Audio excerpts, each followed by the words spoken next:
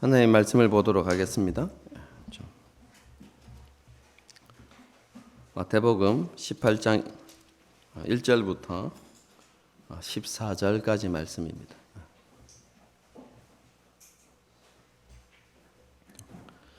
마태복음 18장 1절에서 14절까지 말씀입니다. 지난주에 6절까지 살펴보았지만 그렇죠? 전체적인 흐름이 14절까지 이어지기 때문에 더 정확하게는 18장 전체로 이렇게 이어지는 본문이라서요. 그래서 다시 한번 이렇게 읽고 생각해 보도록 하겠습니다. 마태복음 18장 1절에서 14절까지 말씀입니다. 한 절씩 교독하시겠습니다. 제가 먼저 읽습니다. 그때의 제자들이 예수께 나와 이르되 천국에서는 누가 크니까? 이르시되 진실로 너희에게 이르노니 너희가 돌이켜 어린 아이들과 같이 되지 아니하면 결단코 천국에 들어가지 못하리라. 자기를 낮추는 사람이 천국에서 큰 자니라. 또 누구든지 내 이름으로 이런 어린아이 하나를 영접하면 곧 나를 영접함이니 누구든지 나를 작은 자 중에 실족하게 하면 차라리 연자 맷돌이 그 목에 달려서 깊은 바다에 빠뜨려지는 것이 나으니라. 실족하게 하는 일들이 있음으로 말미암아 세상에 화가 있도다. 실족하게 하는 일이 없을 수는 없으나 실족하게 하는 그 사람에게는 화가 있도다.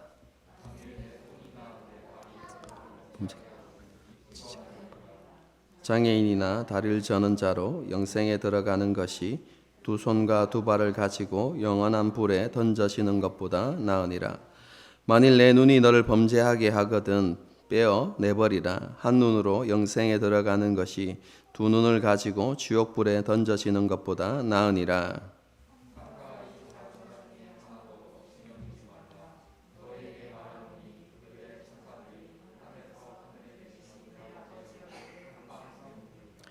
너희 생각에는 어떠하냐? 만일 어떤 사람이 양 100마리가 있는데 그 중에 하나가 길을 잃었으면 그 99마리를 산에 두고 가서 길 잃은 양을 찾지 않겠느냐?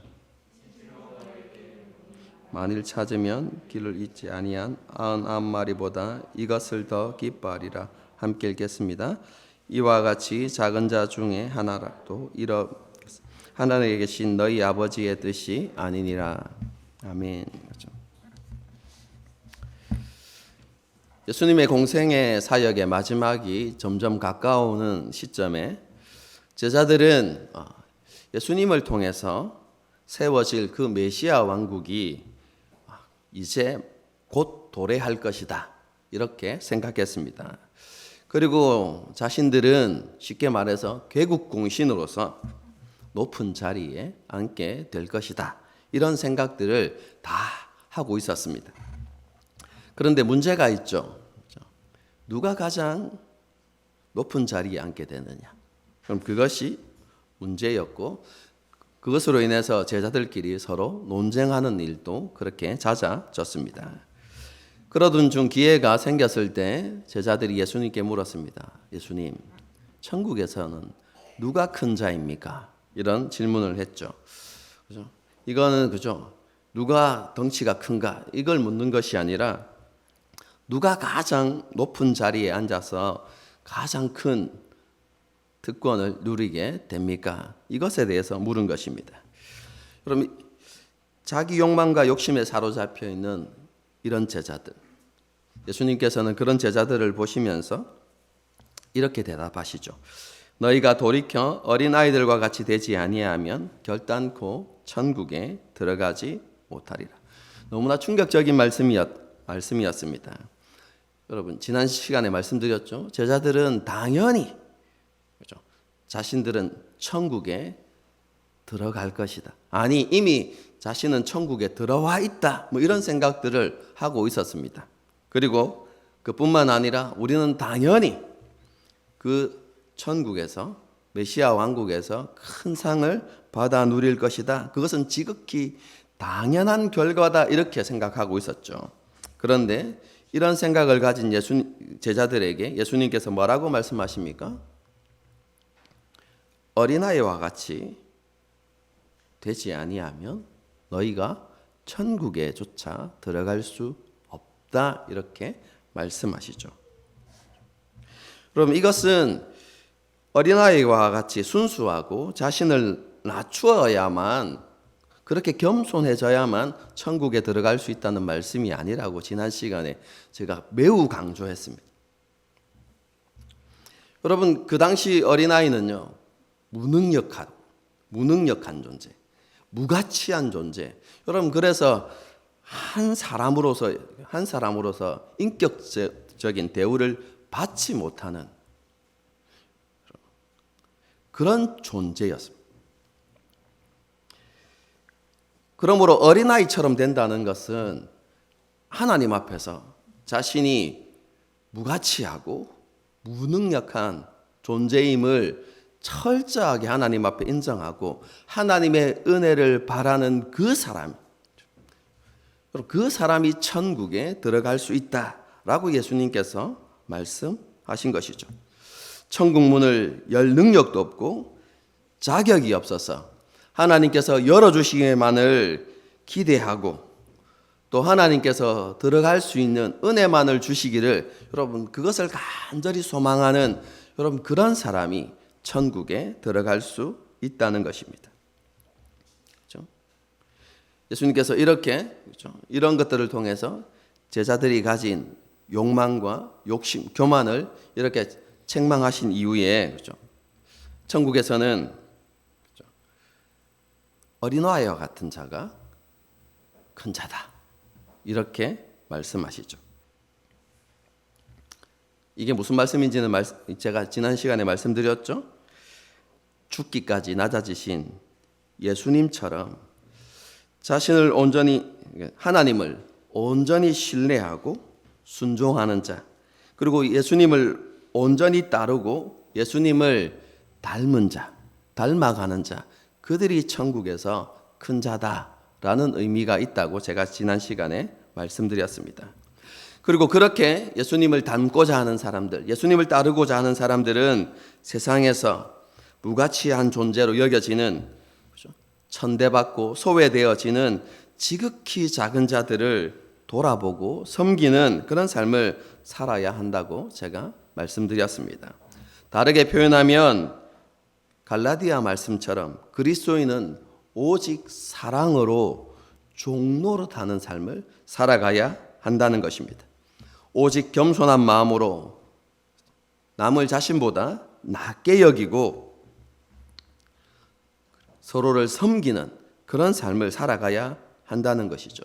여러분, 이것이 예수님께서 우리에게 보여주신 모습입니다.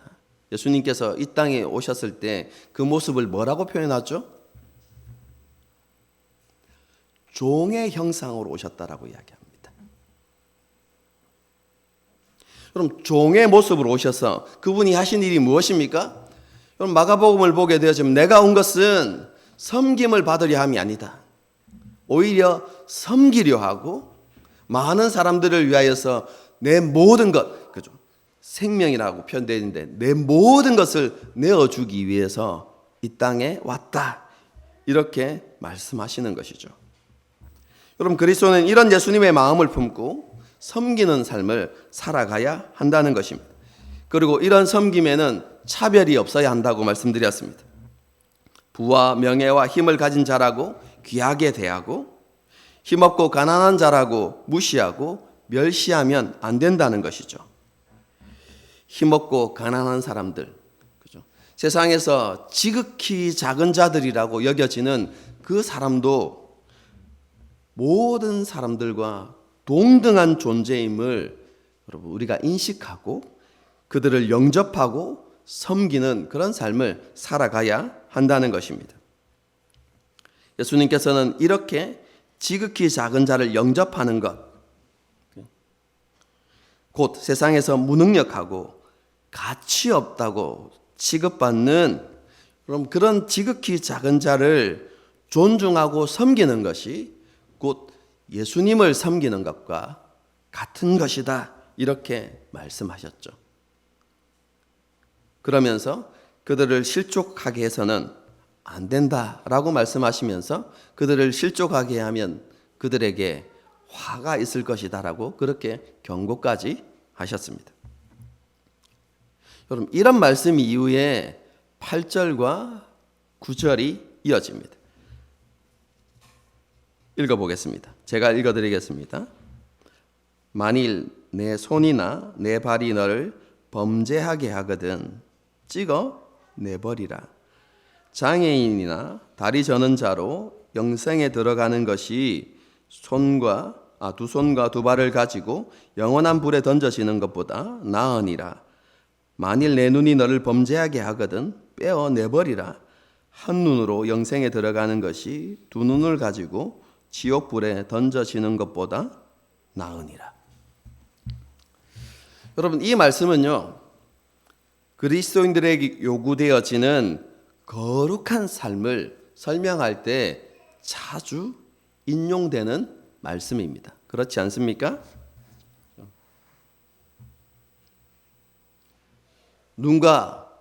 눈을 빼내고 손과 발을 잘라내는 한이 있더라도 뭐 하면 안 된다고요? 범죄해서는 안 된다. 그래서 하나님 앞에서 범죄하지 않는 삶, 거룩하고 깨끗한 삶을 살아가는 것을 강조하기 위해서, 그죠? 이 본문을 끌어와서 이렇게 설명하죠. 그죠? 그리스도인은 하나님 앞에서 범죄하는 것을 두려워하고 조심해야 한다라는 것을 말씀한다고 생각하는 것이죠. 여러분, 그리스도인과 죄에 대해서 이렇게 설명하는 것은 잘못된 게 아닙니다. 진리죠. 하나님께서 우리에게 요구하시는 바가 무엇입니까? 너희가 거룩해야 하는데 내가 거룩하니 너희도 거룩하라. 다르게 말하면 우리가 하나님의 거룩하심에 이르도록 노력해야 한다는 것이죠. 그러므로 그리스도인은 세상 가운데서 구별되어져야 하고 거룩하고 깨끗한 삶을 살아가야 하는 것은 지극히 합당한 말씀입니다. 그리고 성경이 우리에게 요구하는 바이죠. 여러분, 그런데 그렇죠? 이것을 설명하기 위하여서 8절과 9절을 이렇게 따로 떼어와 가지고 여러분 이렇게 적용하는 것은 성경의 바른 이해가 아닙니다. 여러분.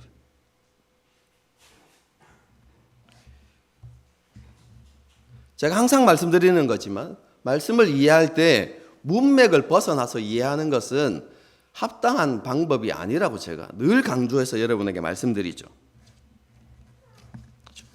말씀을 바르게 이해하기 위해서는 반드시 전후 문맥을 잘 살펴야만 합니다.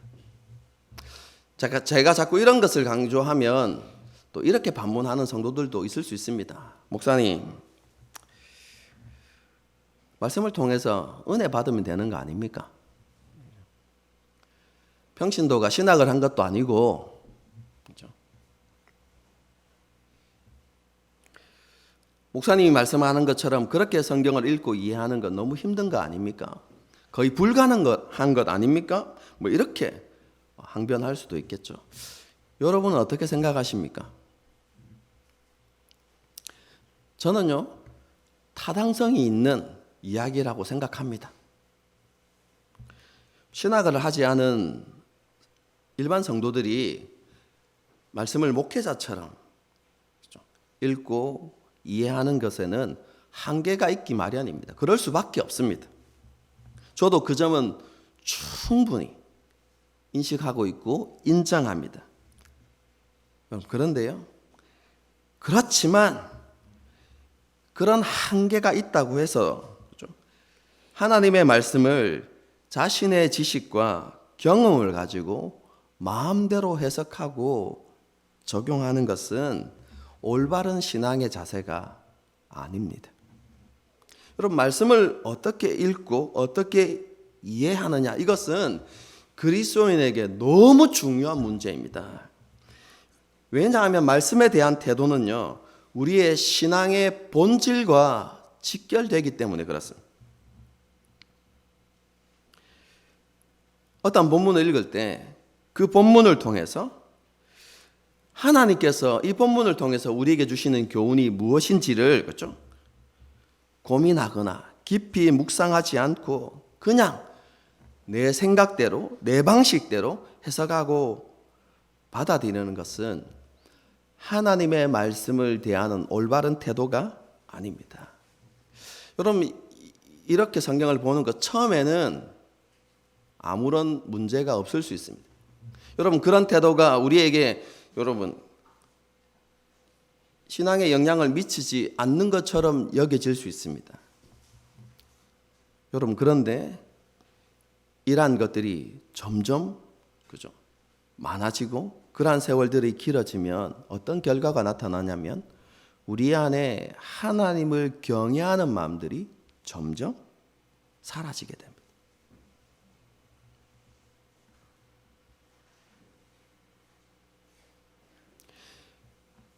여러분, 왜 그렇습니까? 여러분, 말씀을 대하는 태도는 우리가 하나님을 어떻게 고백하는가.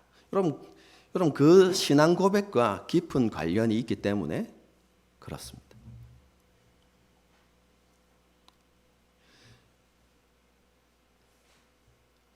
하나님이 왕이시고 주인이십니까? 여러분, 왕정국가를 한번 생각해 보십시오. 왕이 신하에게 어떤 명령을 내렸습니다.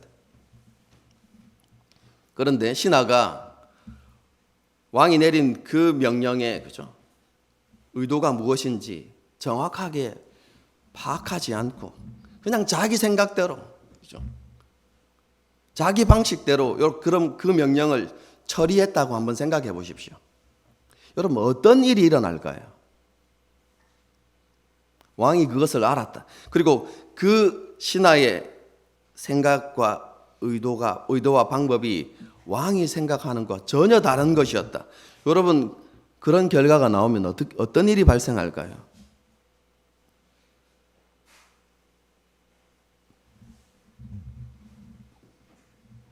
여러분, 하나님의 말씀은요, 우리가 마음대로 이해하고 그렇죠? 마음대로 적용해야 될 거죠. 여러분, 그냥 일반 글이 아닙니다, 여러분. 하나님께서 우리에게 주시는 말씀이죠. 왕이신 하나님께서, 우리의 주가 되신 하나님께서 우리에게 주시는 말씀입니다. 여러분, 그렇기 때문에 우리가 정말로 두렵고 떨림으로 하나님의 말씀을 여러분 읽고 묵상해야 하는 것이죠. 여러분, 그렇게 말씀을 대하는 태도가 점점 우리로 하여금 하나님을 경외하는 믿음으로 이끌어가는 것입니다. 처음 시작은요, 큰 차이가 나지 않는 것 같지만 여러분, 나중을 보게 되어지면 여러분 그 말씀을 대하는 태도가 우리의 신앙을 완전히 바꿀 수 있다는 사실을 우리는 반드시 알아야만 합니다.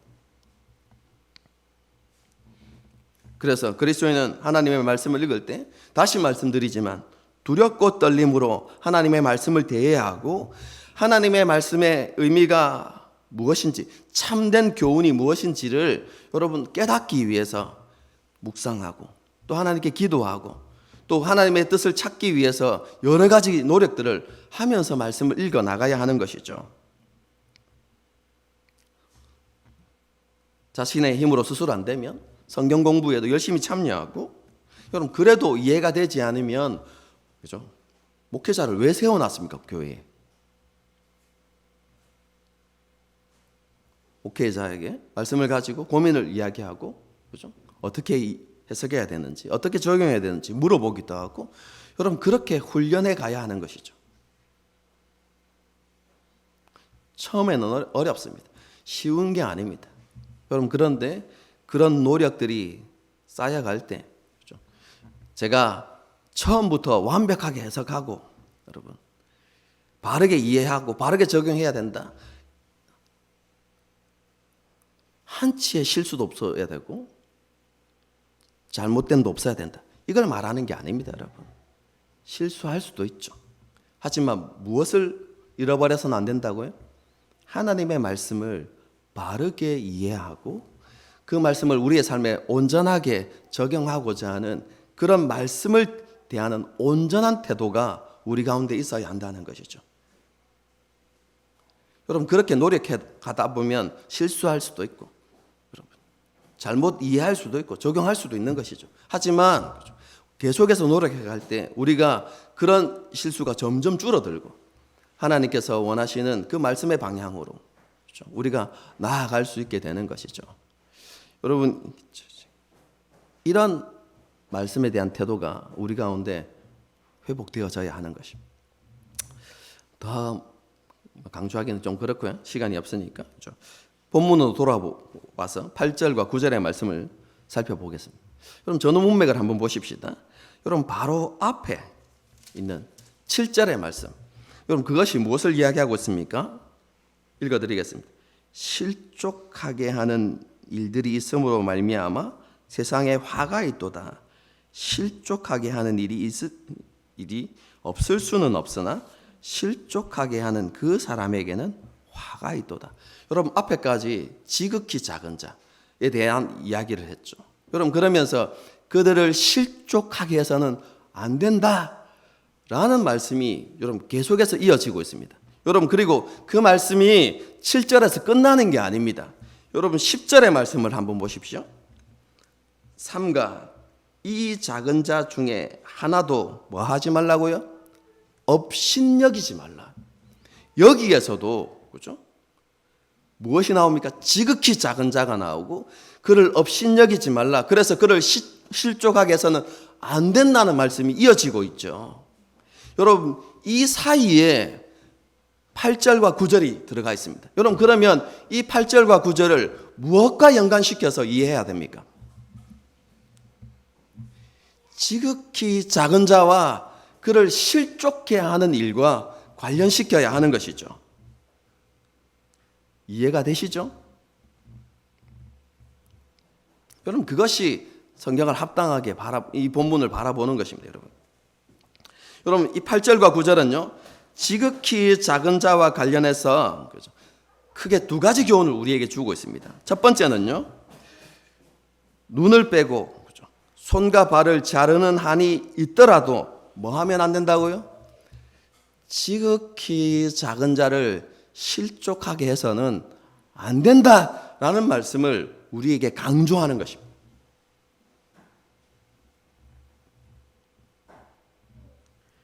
지극히 작은 자들이 공동체 안에서 실족하는 일들이 일어나지 않도록 조심하고 또 조심해야 한다.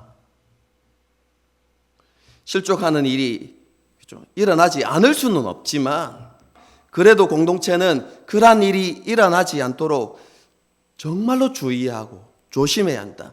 그리고 그런 지극히 작은 자를 넘어지게 하는 자에게 화가 있다는 사실을 하나님의 진노가 있다는 사실들을 기억하면서 너희 공동체는 그러한 일이 일어나지 않도록 뭐 하라고요? 주의하고 또 주의해라. 여러분 그것을 말씀하시는 것이 8절과 9절의 말씀입니다. 여러분 그리고 그것과 함께 또 한 가지 의미가 포함되어져 있습니다. 여러분 그것은 온전한 공동체를 세우는 것과 관련이 있는데요. 여러분 제가 미리 말씀을 못 드렸지만 여러분 18장 말씀은요. 공동체에게 주시는 말씀입니다. 18장 전체가 공동체적 관점에서 기록되어져 있습니다. 그래서 18장 전체를 읽을 때는 공동체적인 시각에서 그렇죠? 하나님께서 공동체에게 주시는 말씀으로 이렇게 이해하고 받아들여야 하는 것이죠. 8절과 9절도 마찬가지입니다. 여러분 눈을 빼고 손과 발을 자르라는 말씀은요. 공동체를 무너뜨리는 사람을 잘라내라. 출교시켜라. 라는 말씀. 여러분 그런 의미가 포함되어져 있습니다. 지극히 작은 자들을 멸시하고 상처 주어서 공동체를 떠나게 하는 그런 일을 행하는 사람들이 있다면 그렇죠. 그 사람을 공동체에서 어떻게 하라고요? 잘라내라. 이렇게 말씀하시는 거예요. 여러분 이것은 공동체 생활을 하면서 자주 일어나는 갈등과 분쟁을 이야기하는 게 아닙니다. 여러분, 우리가 서로 잘해보자고 열심히 노력하고, 그죠? 여러분, 그렇게 할 때도 어떤 일이 일어납니까? 오해가 생기기도 하고, 그죠? 말 한마디에 상처받기도 하고, 여러분, 그런 일이 생겨나죠. 여러분, 그럴 때마다 그런 일들을 행하는 사람 다 쫓아내라. 여러분, 이렇게 말하는 게 아닙니다.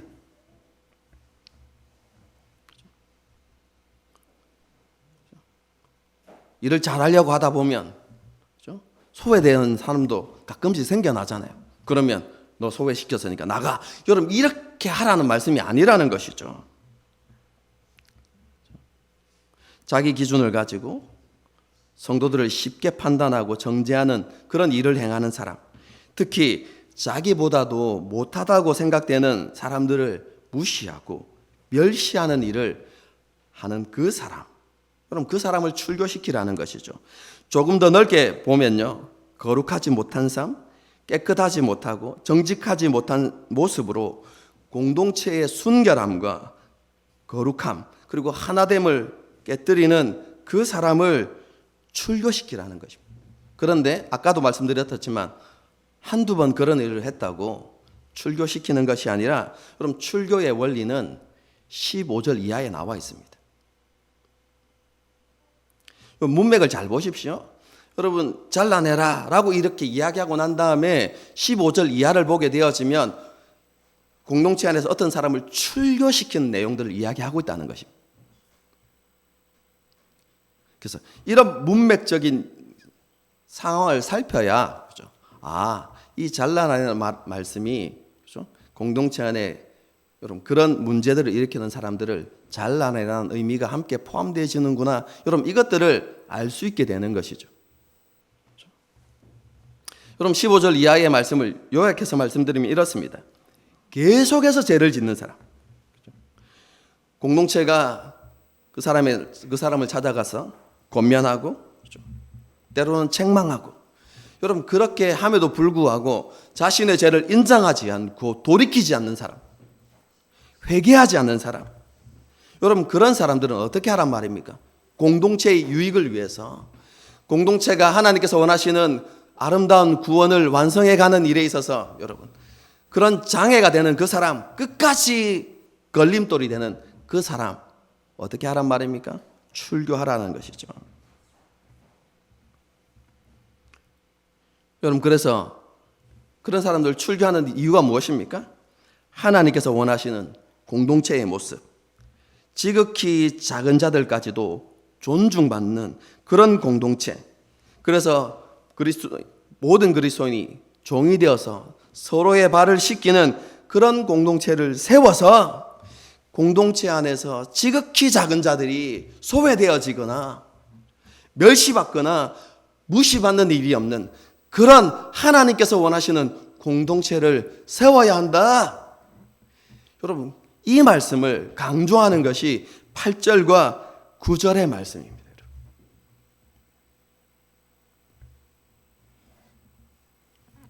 다르게 표현하면 공동체의 온전함과 순결함을 지켜서 공동체를 향한 하나님의 뜻을 성취하라는 것이죠.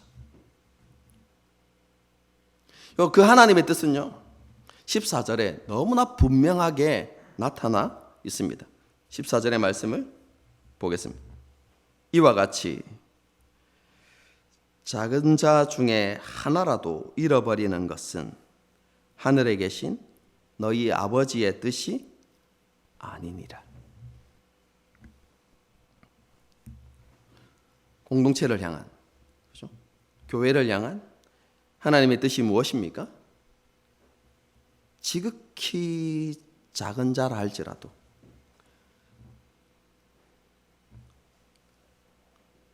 그 한 사람이라도 잃어버리지 않는 것. 여러분, 이것이 교회와 공동체를 향한 하나님의 뜻입니다. 그리고 이것이 지극히 당연한 일이다 라는 것을 예수님께서 비유를 통해서 말씀해 주시죠. 2절과 13절을 읽겠습니다. 너희 생각에는 어떠하냐? 만일 어떤 사람이 양 100마리가 있는데 그 중에 하나가 길을 잃었으면 그 99마리를 산에 두고 가서 길 잃은 양을 찾지 않겠느냐? 진실로 너희에게 이르노니 만일 찾으면 길을 잃지 아니한 99마리보다 이것을 더 기뻐하리라. 그럼 이것과 비슷한, 그죠? 거의 비슷한 말씀이 누가복음에도 기록되어 있거든요. 그런데 누가복음은요, 문맥을 통해서 읽으면 그 이런 양이, 여러분, 이런 양이 믿지 않는 자들을 가리킵니다. 여러분, 다른 내용입니다. 비유는 너무 비슷하지만 다른 내용입니다. 문맥을 통해서 그것을 알 수 있습니다. 그런데 오늘 본문은 뭡니까? 지극히 작은 자에 대한 말씀이라는 것을 우리는 알아야만 합니다. 여러분, 이 말씀의 핵심이 무엇이죠? 양의 주인은요, 길 잃은 양을 아끼고 긍휼히 여기는 것이 지극히 당연합니다. 여러분, 말씀을 읽을 때 이 속이 베베 꼬인 사람들이 있죠. 이 말씀 가지고 저한테 찾아와가지고 이렇게 질문하는 사람을 봤습니다. 99마리 양은 버려도 됩니까? 99마리고 한 마리인데 어느 게 더 중요합니까? 예. 저한테 와가지고 그렇게 질문하는 사람을 봤습니다. 여러분, 지금 이 비유는 그걸 말하고자 하는 게 아닙니다, 여러분. 핵심이 뭡니까? 잃어버린 그 양이 어떤 사람입니까? 그럼 세상에서 멸시받고 천대받는 지극히 작은 자입니다. 여러분, 양의 주인, 목자는요, 99마리 양, 그죠?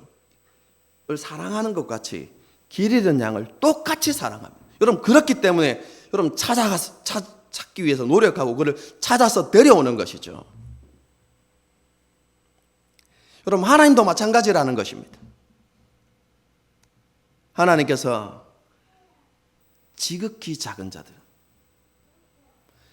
하나님께서는 그들을 다른 우리들과 같이 동일하게 존중하시고 아끼고 사랑하시고 긍휼히 여기신다라는 것을 여러분 말씀해 주고 있는 것입니다.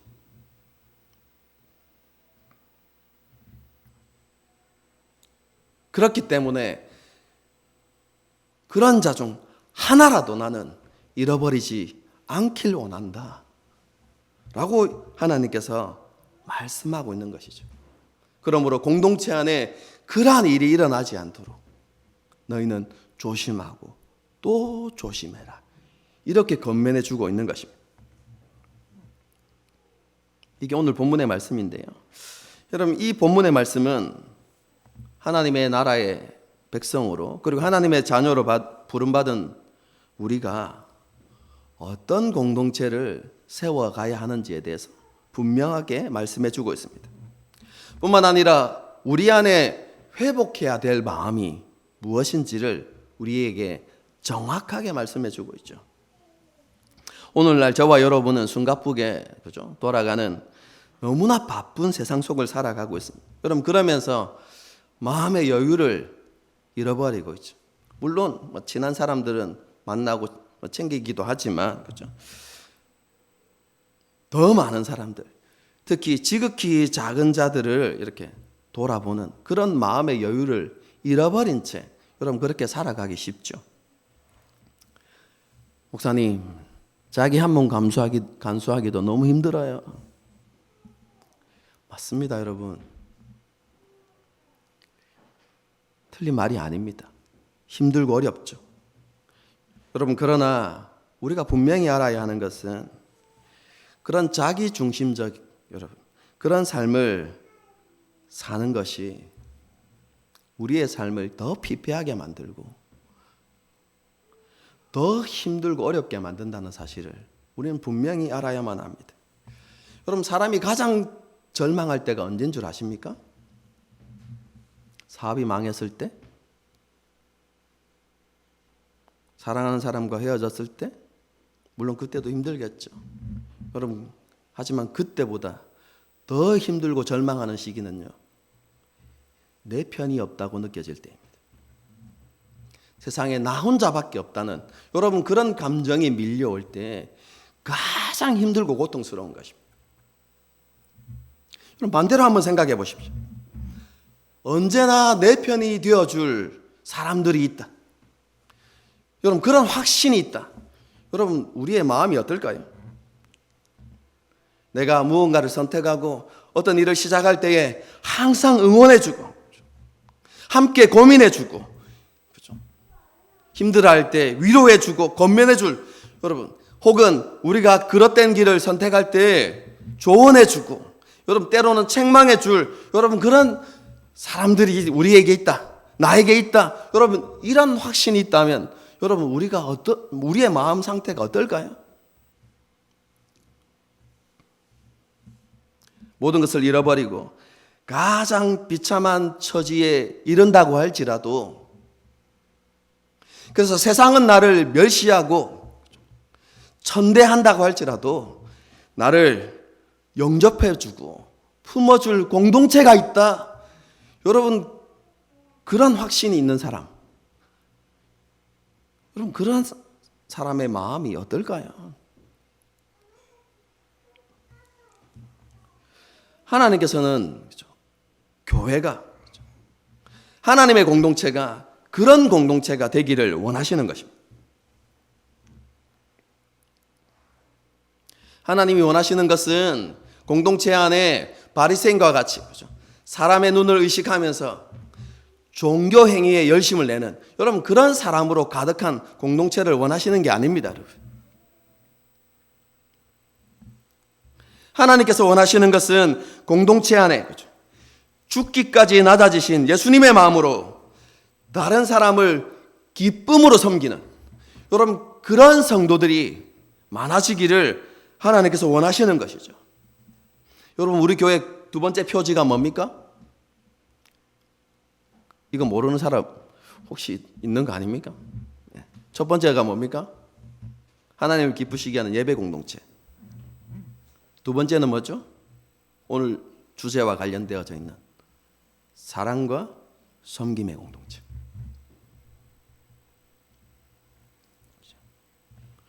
그럼 저와 여러분이 우리 교회, 이 하늘시민교회를 이런 공동체로 세워가야 하는 것입니다. 하나님께서 이 일을 위해서 저와 여러분을 부르셨다는 사실을 다시 한번 우리의 마음에 새겨야만 합니다.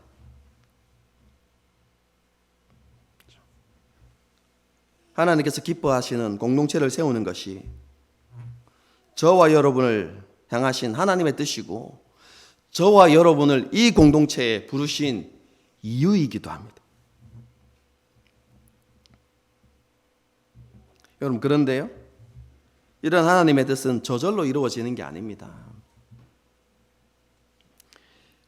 공동체에 속한 사람들이 각자가 이 일을 위해서 수고하고 헌신할 때 이루어지는 것이죠. 하나님의 뜻을 마음에 품고 제가 제자 훈련할 때 자주 사용했던 표현 같은 마음을 품고 같은 뜻을 품고 같은 말을 하고 그것을 위해서 함께 협력할 때 이런 공동체가 세워져 가는 것이죠. 여러분 이 일이 결코 쉬운 일이 아닙니다.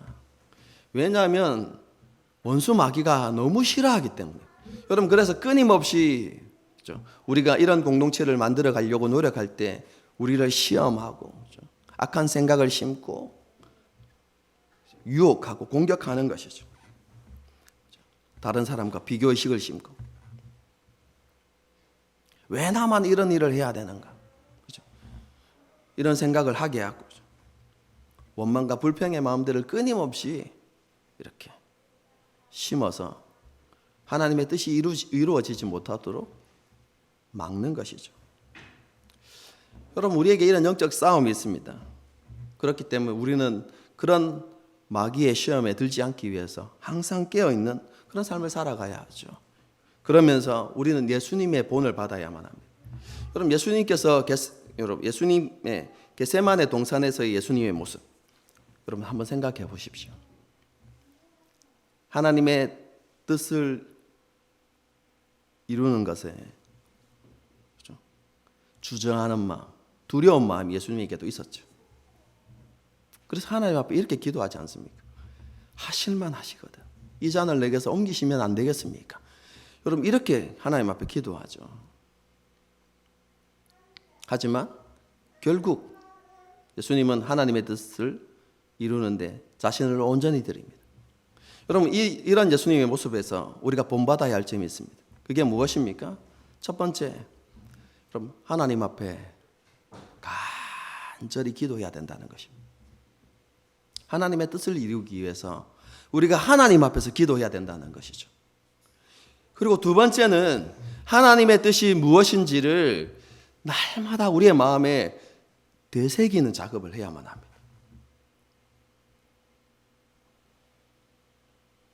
그리고 마지막으로 그 하나님의 뜻을 이루고자 하는 굳은 의지, 굳은 결심을 일으키고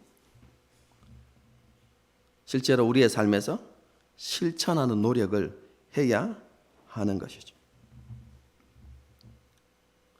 여러분 그렇게 할 때 우리 안에 일어나는 원망의 마음, 불평의 마음, 때로는 두려움의 마음들, 의심의 마음들을 여러분 이겨내고 승리하기 위해서 하나님께서 원하시는 공동체를 이루어갈 수 있는 것이죠. 여러분 교회 생활을 하다 보면요, 언제나 누군가는 해야만 하는 일이 있다는 것을 우리는 알게 됩니다. 여러분 그런 자리가 보일 때마다 우리가 어떻게 해야 될까요? 내가 먼저. 여러분 이러한 헌신의 마음들이 우리 가운데 회복되어져야 하는 것이죠. 이런 수고와 헌신으로 그렇죠? 하늘시민교회를 하나님께서 기뻐하시는 공동체로 세워갈 수 있기를 바랍니다. 예수님의 마음을 품고 각 사람의 종이 되어서 서로의 발을 씻기는 그런 공동체로 우리 공동체가 세워지길 바랍니다. 여러분 그래서 정말로 예수님께서 경고하신 지극히 작은 자 한 사람이라도 소외되어지고 무시되어져서 그들이 상처를 받고 교회를 떠나는 일이 일어나지 않도록 그렇게 우리가 노력할 수 있었으면 좋겠습니다. 그렇죠? 뿐만 아니라 혹시 낙심하고 영적 침체에 빠진 성도들이 생겨난다면 그냥 방관하고 내버려 두는 것이 아니라 그렇죠? 목자가 길 잃은 양을 찾아 나섰던 것처럼 우리가 그 영혼을 위해서 기도하고 찾아가고 권면하고 그래서 그들을 하나님의 공동체 안으로 이끌어올 수 있는 그런 모습들이 우리 안에서 회복되어지기를 기대합니다. 여러분 그래서 우리 공동체를 향한 하나님의 뜻이 이루어지고 그리고 하나님이 사랑이시라는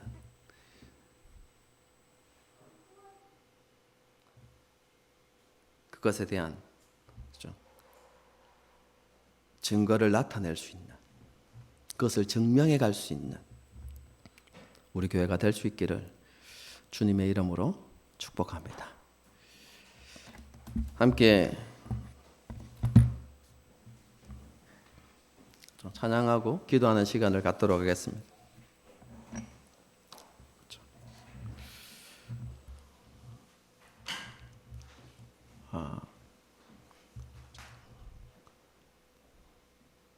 설교 중에 뭐 이야기하려다가 깜빡하고 안 했는데요, 그죠?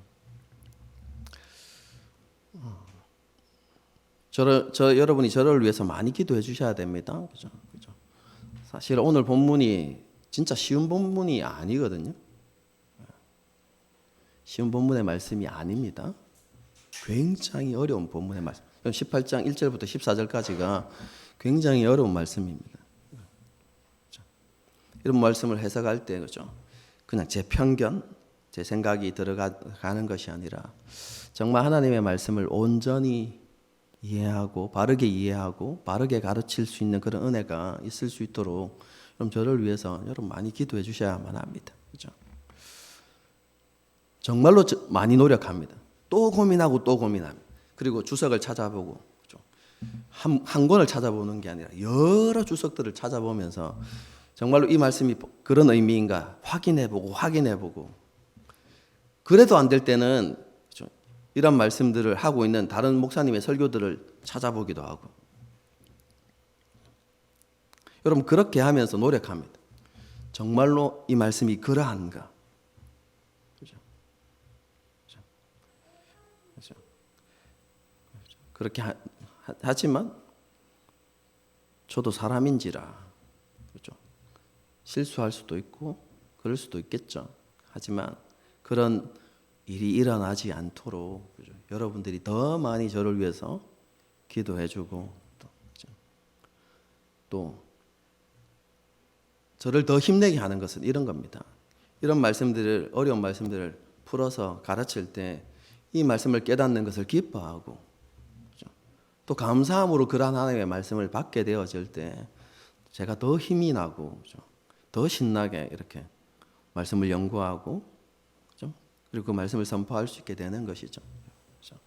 그렇게 함께 그죠? 협력해서 그죠? 더 아름다운 공동체를 그렇게 세워갈 수 있었으면 좋겠습니다. 함께 그죠?